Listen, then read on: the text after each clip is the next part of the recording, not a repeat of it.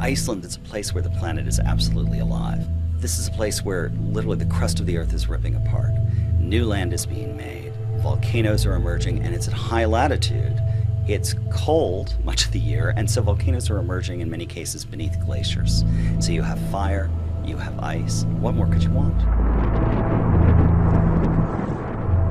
Eyjafjallajökull produced a great deal of ash. There was a lot of mixing of water with magma as it was rising to the surface, which I think everyone knows brought air traffic in Western Europe to a near standstill for a while. And people are quite intrigued by its recent eruption, the eruption last year.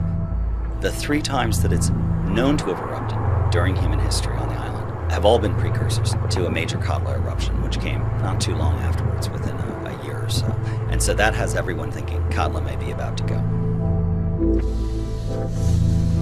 The Icelandic people are fairly resilient and fairly well adapted to living with their volcanoes. They monitor them closely, so they're always on the watch for tremors in the earth that might signal the movement of magma that could be the precursor to a major volcanic eruption. And they are wise about where they live. They don't live on these huge gravel plains on the southern coast of the island that have been created by these massive floods. Where they live near the coast, they live on ground that's usually protected by high ground. When Katla erupts, almost certainly it will melt ice, and if it's a major eruption, as it well may be, it's liable to melt a lot of ice beneath the ice cap that sits atop it. What that will do is release a very sizable flood.